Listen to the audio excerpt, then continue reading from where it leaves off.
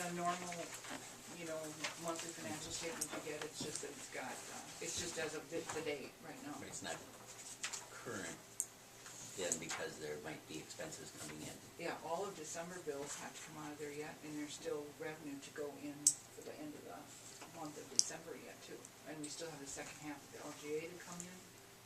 A lot of light bills and stuff are still coming in, so it's a picture of what the cash is right now, but that's it.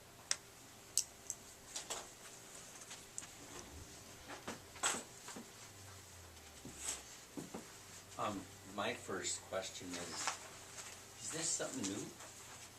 What's that? This resolution, this committing capital improvement fund balance and revenues, future and ongoing capital improvement construction projects. No, I that's don't another seem thing. to remember, that's a different thing That's than a what we're different talking thing. about? That's not part of the budget, yeah, that's. Okay. That's Oh, I know it's not part of the budget. That's a Gatsby. Yeah, Okay. we've done that for this is the third year in a row now. Okay.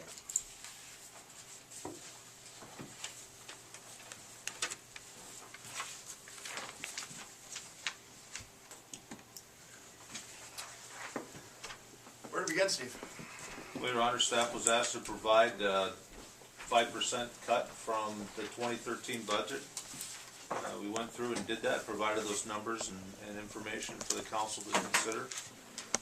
Dave is here to talk more about in the weeds kind of stuff of vehicle purchases and capital projects. So if there's anything specific, you could certainly ask him for his input.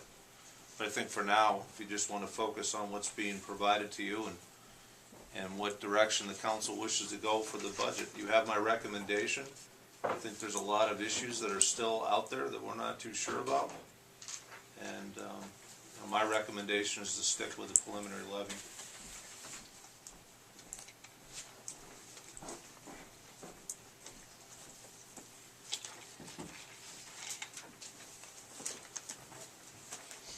The only thing new, I do have some numbers on equipment purchases, what the balance in each fund or department is, and then it just goes into the future a little bit to show increase in machinery and how much it falls behind, because we all know equipment prices have been going up dramatically. What we would like to do is to take Dave's information and meet with Mike Lubani and update our fiscal plan. The information he's provided is more up to date and reflects true costs. Every few years, we like to do that with Mike, sit down and make sure that the projections that we have are as accurate as possible. There have been quite a few changes with regulations, especially, I think, for instance, the sweeper went up about 8%. We typically try to track these at an inflationary level, but it bounced one year just because of some changes from the EPA. So we'll have to true that number up. But again, that couldn't even be addressed with the 2% increase that was proposed in the preliminary levy. We're going to have to address that later on down the line. But it's important, and I appreciate Dave's efforts to get those numbers.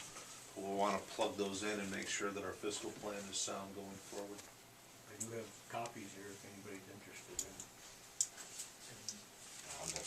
Yep.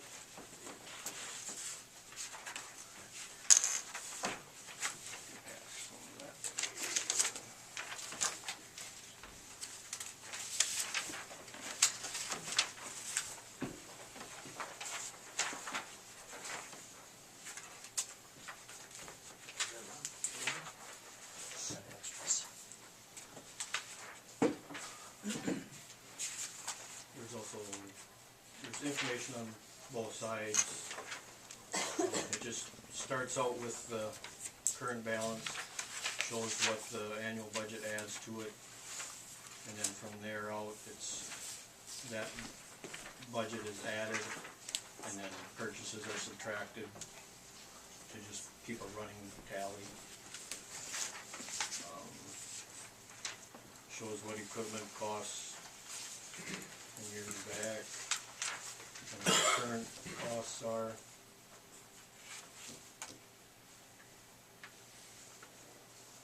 Just an example, and probably the worst case scenario was the main plow truck with the sander.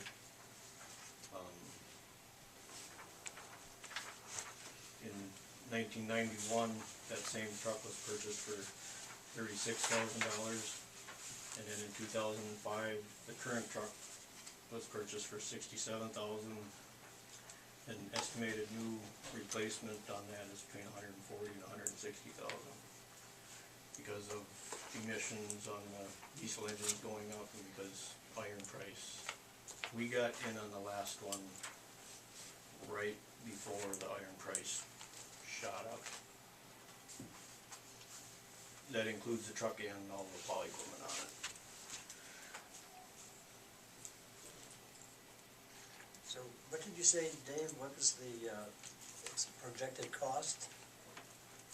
140 to 160. Oh, but that's way out in the 2020 balance.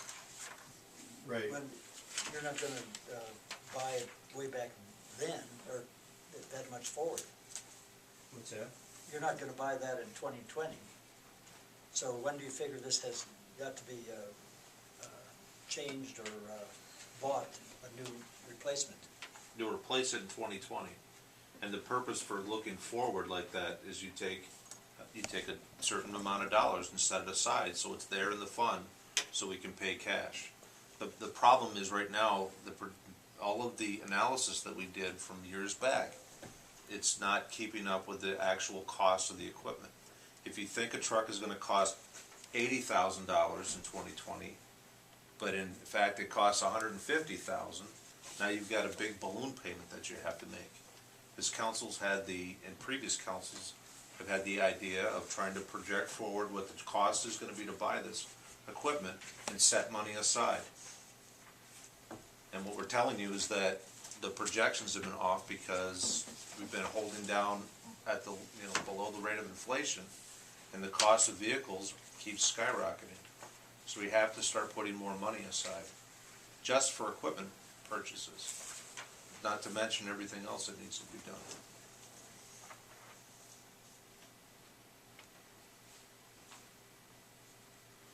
But again, we're not going to be able to address this tonight.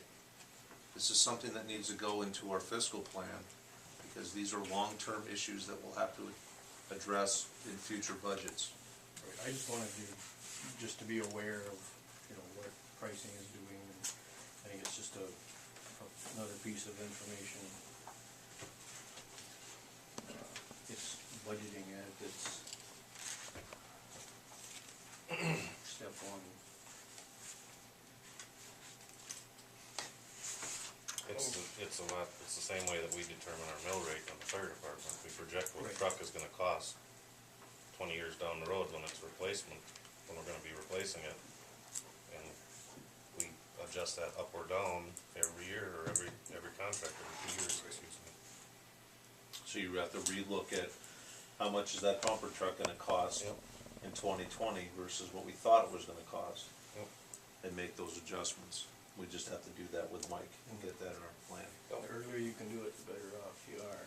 It's not as big you're not just putting off the problem into the future, and it just gets worse, because then you start